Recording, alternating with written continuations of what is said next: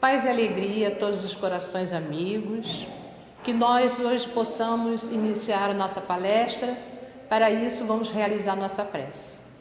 Fechemos os nossos olhos. E assim, Mestre querido, aqui estamos reunidos, Senhor, para mais um estudo na nossa casa, que possamos estudar hoje o Evangelho e sairmos daqui gratificados com as suas mensagens. Ampara, Senhor, o palestrante, que fará uso da sua palavra e que ele possa tocar a cada irmão que aqui esteja nos ouvindo. Graças a Deus. E agora, vamos então ao nosso estudo com um dos nossos irmãos falando sobre o Evangelho segundo o Espiritismo. Paz e alegria em nossos corações.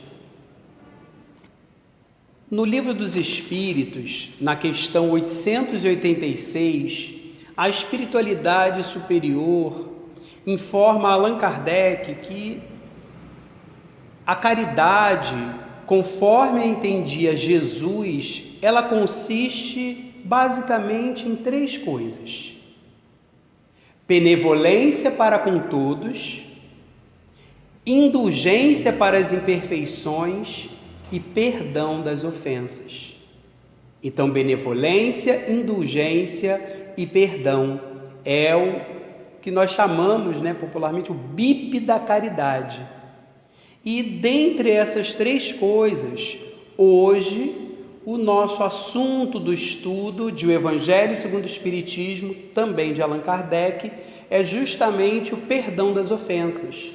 Nós vamos encontrar esse assunto no capítulo 10, Bem-aventurados os que são misericordiosos, nas instruções dos Espíritos, especificamente no item 15, em que nós temos uma mensagem mediúnica do apóstolo Paulo, em que ele começa da seguinte forma: perdoar aos inimigos é pedir perdão para si próprio. Perdoar aos amigos é dar-lhes uma prova de amizade. Perdoar as ofensas é mostrar-se melhor do que era. Então ele começa já nos fazendo o convite ao perdão e nos mostrando a necessidade que temos de exercitar e conceder o perdão, da mesma forma em que nós, em vários momentos da nossa vida, necessitamos receber esse perdão de outros irmãos, sejam eles desafetos, sejam eles afetos, amigos, pessoas caras ao nosso coração, mas que nem por isso impede que, no momento de vigilância da nossa parte, nós possamos vir a fazer algo que, de alguma forma, os possa magoar, os possa atingir. E ele deixa claro que o perdão, ele é um indício, um sinal de superioridade.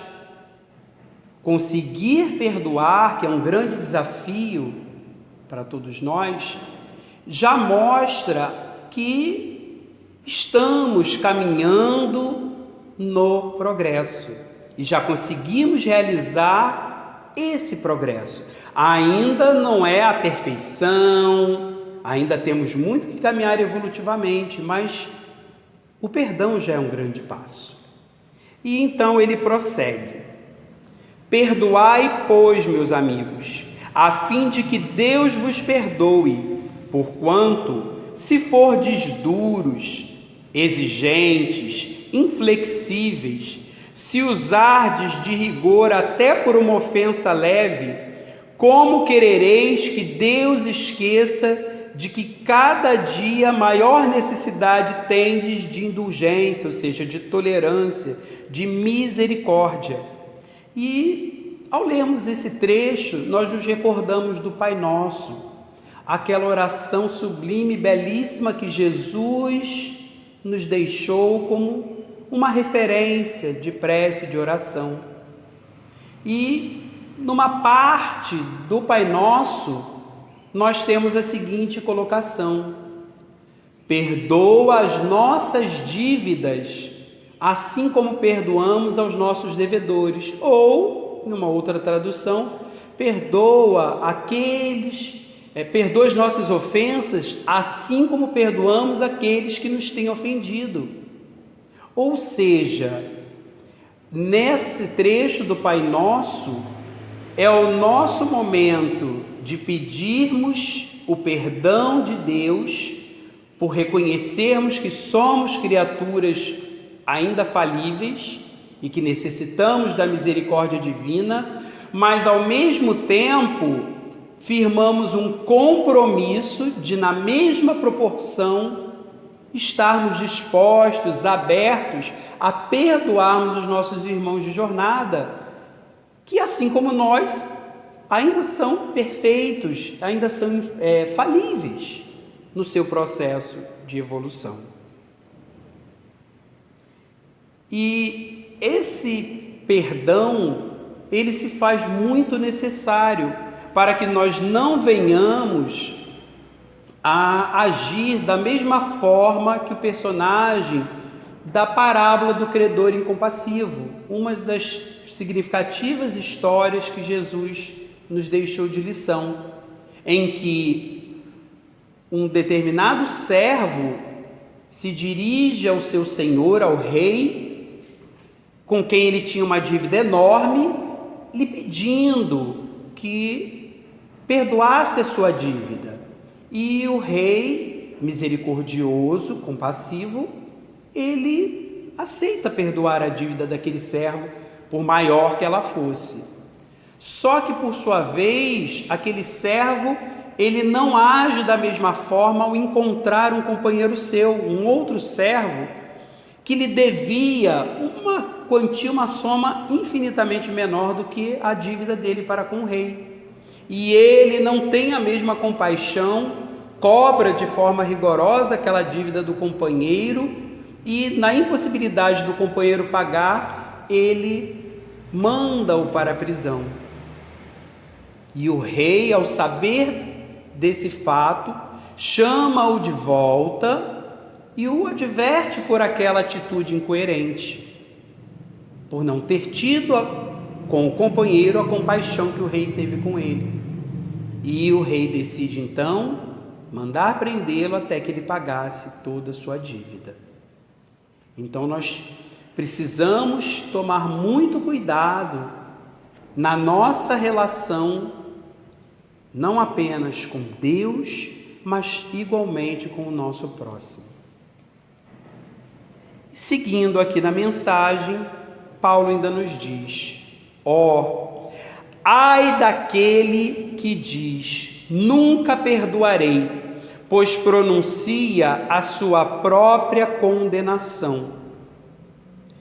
E pronuncia a sua própria condenação porque, como já dissemos, a partir do momento em que nós temos consciência de que somos ainda espíritos imperfeitos, sujeitos a cometermos falhas, erros, nós adquirimos igualmente a consciência de que nós precisamos ter compaixão uns para com os outros. Porque hoje é um companheiro de jornada que comete uma falha para comigo e necessita do meu perdão. Amanhã poderei ser eu para com ele ou para com uma outra pessoa, para com outro irmão, e assim sucessivamente.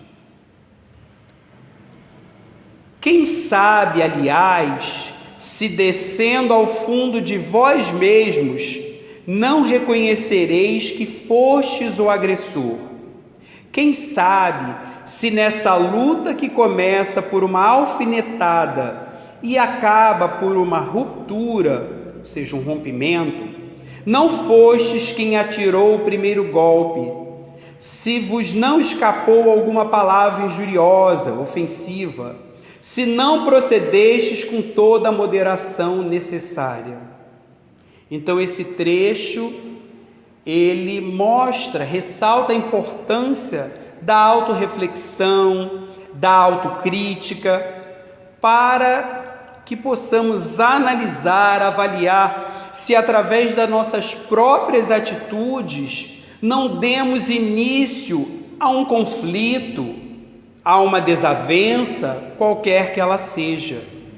Mas para isso, meus irmãos, é preciso ter humildade. Humildade para se reconhecer. Reconhecer o próprio erro, a própria falha, o próprio equívoco.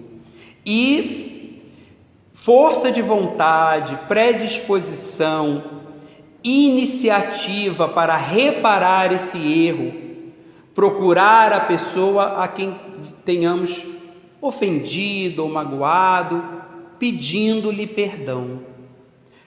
Inclusive, dessa forma, poderemos evitar que aquela situação ela se agrave, ela piore, ela tenha consequências ainda mais graves. E prossegue o nosso irmão Paulo.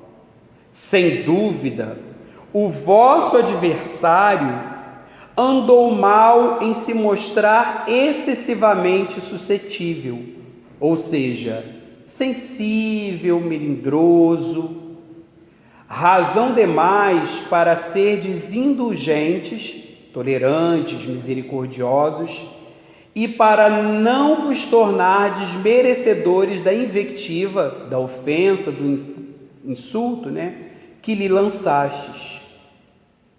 Então nós percebemos e sabemos que há pessoas que são excessivamente sensíveis, melindrosas, que se ressentem por qualquer motivo, que se magoam com muita facilidade.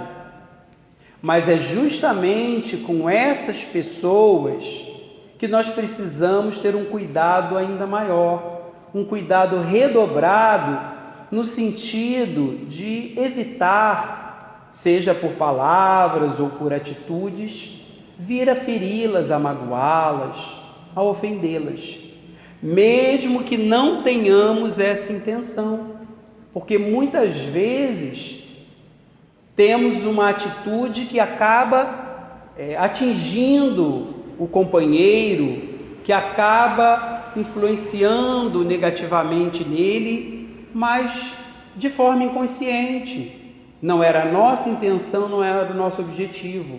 Às vezes, ao contrário, temos a melhor das intenções de ajudar a pessoa, de alertá-la com relação a alguma questão, de tentar ajudá-la na sua própria caminhada evolutiva.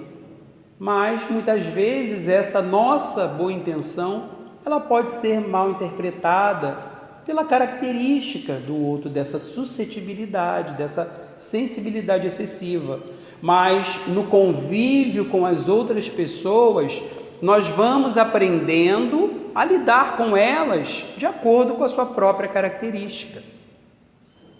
E isso faz parte da própria prática da caridade, porque nós precisamos entender que a caridade, ela não se restringe à caridade material, de uma esmola, de doação de alimento, de roupas, mas existe a caridade moral, igualmente importante. E a caridade moral, ela vai abranger a relação interpessoal, a relação entre as pessoas. E ela precisa ser considerada na nossa vida, no nosso dia a dia. Prossegue Paulo na sua mensagem. Admitamos que em dada circunstância fostes realmente ofendido.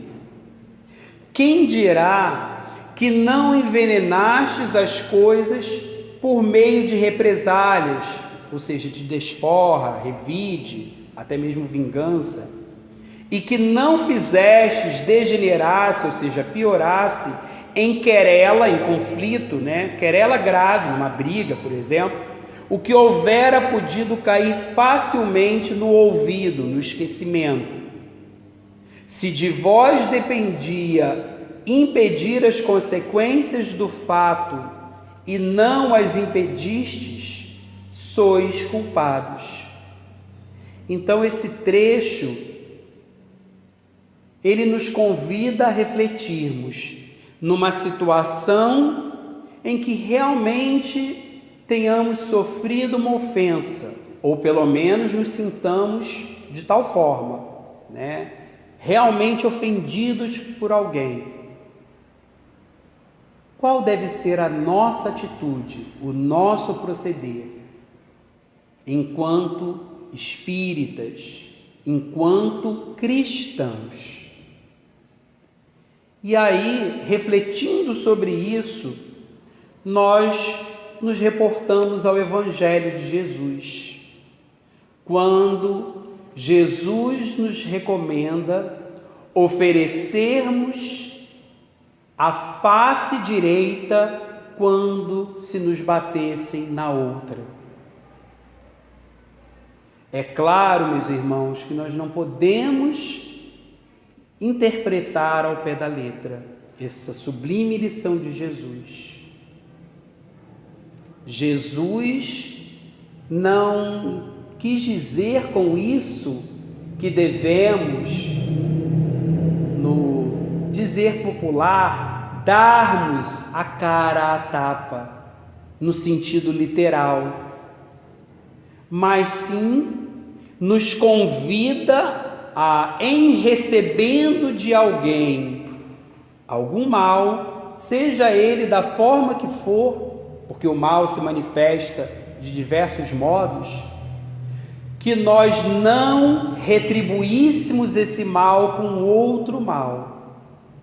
Porque assim como se diz que violência gera mais violência, a prática do mal vai gerar mais mal.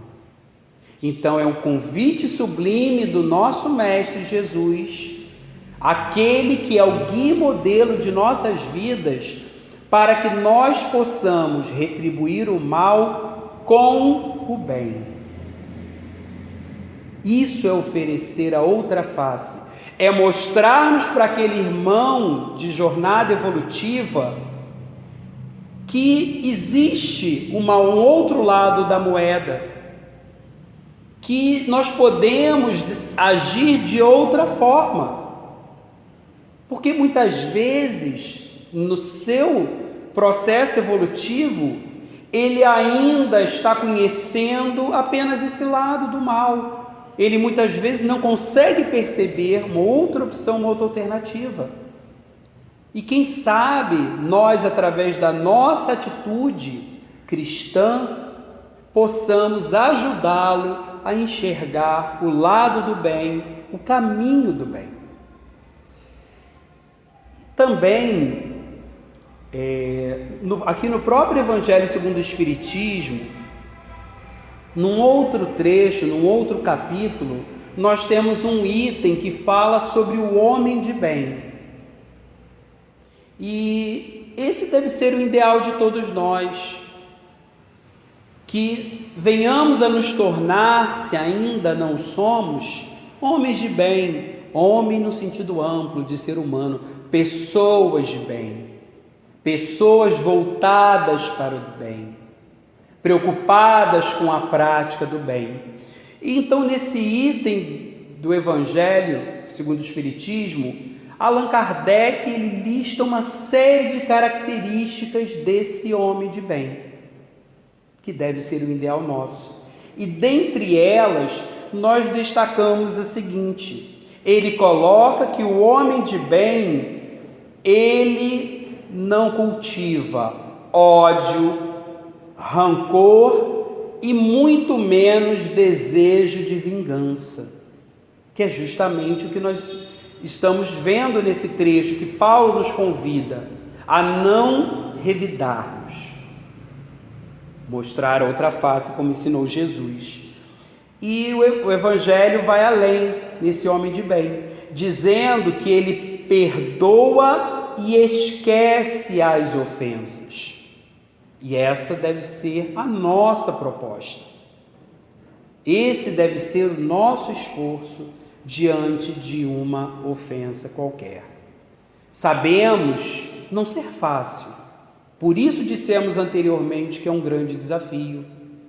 Mas, com os elementos que nós já temos do conhecimento do Evangelho de Jesus, à luz da doutrina espírita, nós temos recursos pedagógicos necessários para essa importante lição.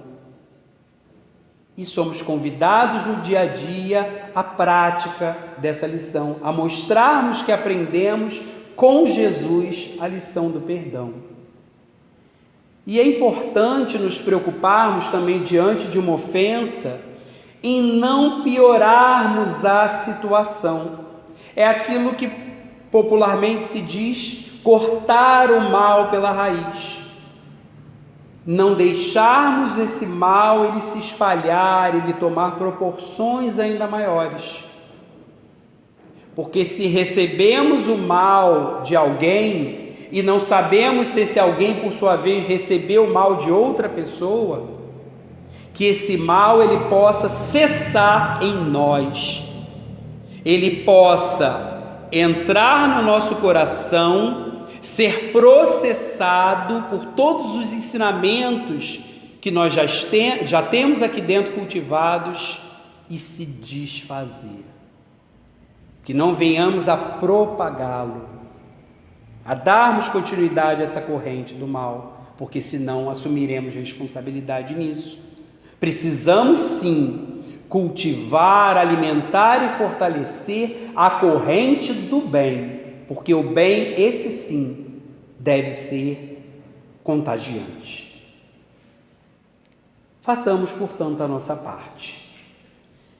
Continuando aqui na mensagem, ele ainda diz: admitamos finalmente que de nenhuma censura vos reconheceis merecedores. Mostrai-vos clementes, ou seja, piedosos, misericordiosos, e com isso só fareis que o vosso mérito, o vosso merecimento cresça. Então, o apóstolo Paulo termina esse parágrafo da mensagem nos convidando a termos a consciência tranquila, nos mostrando que isso é o mais importante, que isso é o essencial. Termos a consciência tranquila de não termos ofendido, magoado ou ferido ninguém, de estarmos numa vigilância constante das nossas palavras, das nossas ações, para que não venhamos a ser causador dessa ofensa a quem quer que seja. E tendo a consciência tranquila, meus irmãos, nada mais importa. Porque se nessa situação em que estejamos tranquilos na consciência, se formos porventura acusados injustamente, que nós possamos nos alegrar. Mas como assim nos alegrarmos? Diante de uma acusação injusta, nos alegrarmos justamente por ser uma injustiça, por ser uma inverdade. Porque muito pior seria se fosse uma acusação com fundamentos. Se tivéssemos realmente dado motivo para tal acusação, aí realmente seria algo de lastimarmos profundo interiormente. No parágrafo seguinte, que é o segundo e último parágrafo dessa mensagem, ele começa dizendo: há, porém, duas maneiras bem diferentes de perdoar. Vamos repetir, porque é muito importante essa colocação. Há, porém, duas maneiras bem diferentes de perdoar. Há o perdão dos lábios e o perdão do coração. Muitas pessoas dizem com referência ao seu adversário: eu lhe perdoo, mas interiormente alegram-se com o mal que lhe advém, comentando que ele tem o que merece. Então, Paulo, ele nos alerta, nos adverte quanto a esses dois tipos de perdão e precisamos estar muito atentos a isso. Porque existe aquele perdão apenas de lábios, ou seja, o que popularmente dizemos da boca para fora, só na aparência. E existe o perdão de coração, o perdão sincero, verdadeiro, autêntico, genuíno. E aí ele começa a falar sobre esse perdão de lábios, aparente, nos dando esse exemplo de que quando perdoamos alguém apenas da boca para fora, quando acontece algo de mal na vida dessa pessoa, muitas vezes acabamos dizendo, ou ao menos pensando, bem feito, teve o que mereceu. E vibramos em cima desse mal, vibramos na faixa do mal, sintonizamos com o mal. Só que nos esquecemos de que ao vibrarmos, sintonizarmos com o mal, nós acabamos suscetíveis, vulneráveis a esse mal. Então, somos também prejudicados, prejudicamos o outro com esse pensamento negativo, nocivo, mas nos esquecemos de que prejudicamos a nós mesmos. Fora que a própria ciência, através da medicina, ela nos mostra comprovadamente que cultivarmos sentimentos negativos como ressentimento, mágoa, rancor, raiva, ódio, causa danos, prejuízos à nossa própria saúde. Saúde emocional, psicológica, física, orgânica e a espiritual também. Então, no final das contas, acabamos sendo os maiores prejudicados. Precisamos também pensar nisso. E ele prossegue ainda dando mais exemplo desse perdão de lábios, desse perdão aparente. Quantos não dizem, perdoo, e acrescentam, mas não me reconciliarei nunca. Não quero tornar a vê-lo em toda a minha vida. Será esse o perdão segundo o Evangelho? E ele é categórico em responder, não. Então, muitas vezes, também temos essa outra forma de perdão apenas aparente. Quando dizemos perdoar o outro, mas permanecemos com o coração fechado, a reconciliação, a reaproximação. E quando fechamos o coração dessa forma, estamos fechando o coração aos bons sentimentos, aos sentimentos saudáveis, aos sentimentos que poderão nos trazer e proporcionar harmonia, equilíbrio, saúde, em todos aqueles aspectos que comentamos anteriormente. Então precisamos tomar muito cuidado com o tipo de sentimento que vamos alimentar, porque muitas vezes temos dificuldade em evitarmos sentir, num dado momento, uma mágoa, um ressentimento, um rancor, uma raiva, porque ainda faz parte da natureza humana no estágio evolutivo que nos encontramos. Mas, como diz um provérbio oriental, muitas vezes nós não conseguimos evitar que um pássaro pouse sobre a nossa cabeça, mas podemos sim evitar que ele aí permaneça e faça ninho. Ou seja, em vindo à tona em nosso coração algum desses sentimentos negativos, que muitas vezes não conseguimos evitar sentir, que nós não nos sintamos culpados por isso, porque a culpa é igualmente negativa e não nos ajuda em nada, como nos alerta o Espírito Joana de Ângeles, mas que nós realmente possamos mudar a nossa sintonia mental, mudar o nosso padrão de pensamento e evitarmos alimentar esses sentimentos, evitarmos que eles façam morada em nosso coração e aí possam causar um estrago, um prejuízo enorme e muitas vezes difícil de reparar. E aí Paulo, apóstolo, vem nos mostrar em seguida o que é esse perdão verdadeiro, sincero, quando ele nos diz: o perdão verdadeiro, o perdão cristão, é aquele que lança um véu sobre o passado. Esse o único que vos será levado em conta, visto que Deus não se satisfaz com as aparências. Ele sonda o recesso do coração e os mais secretos pensamentos.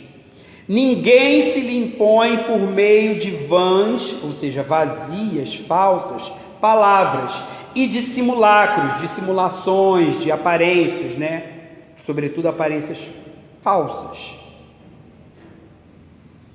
O esquecimento completo e absoluto das ofensas é peculiar, é característico, é próprio às grandes almas.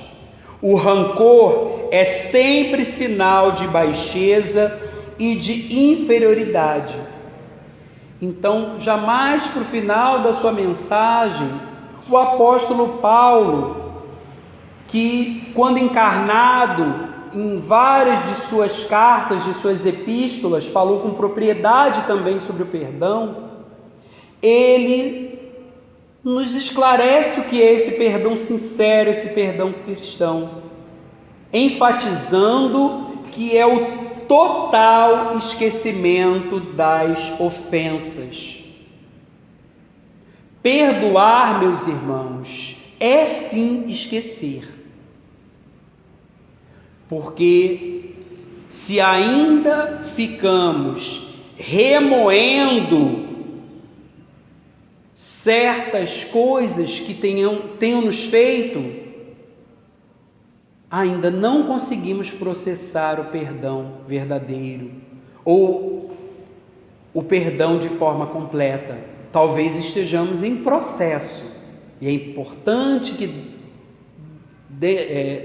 venhamos a dar continuidade a esse processo até que ele se efetive e se complete. Quando há esse esquecimento, quando não mais nos lembramos do mal que temos nos feito. E esse perdão sincero, esse esquecimento da ofensa, ele vai mostrar da nossa parte uma pureza de coração.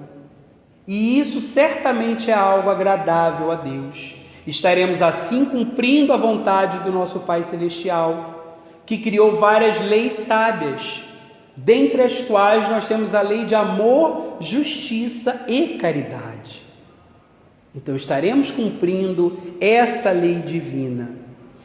E ao mesmo tempo, estaremos mostrando uma certa superioridade moral, não no sentido de humilhar o outro, mas sim no sentido de percebermos que já conseguimos realizar um certo progresso dentro da nossa trajetória enquanto espíritos imortais, que somos todos nós.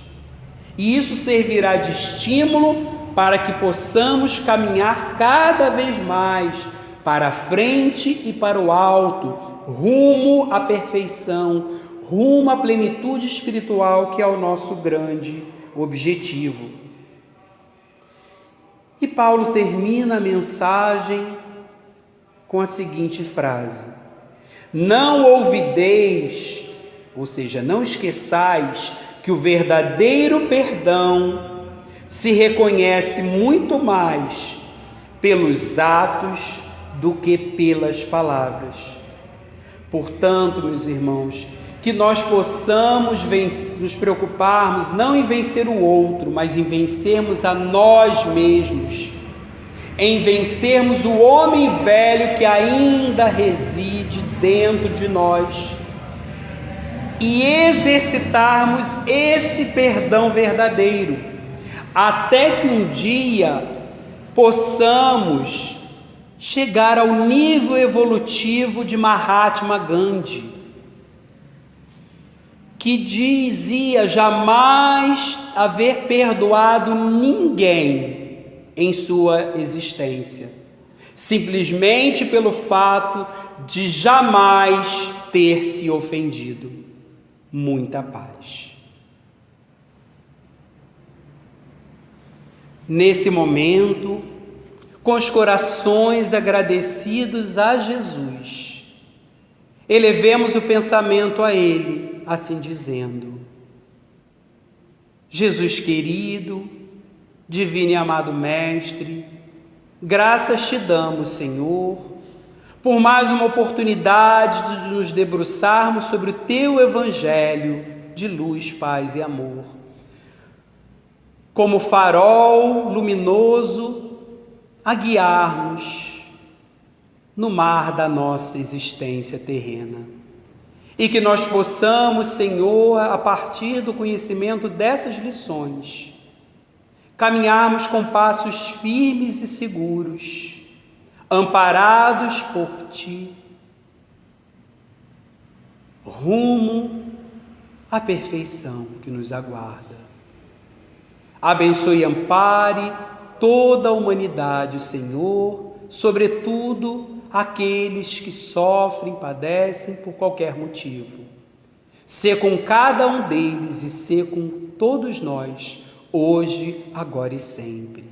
Graças a Ti, Senhor.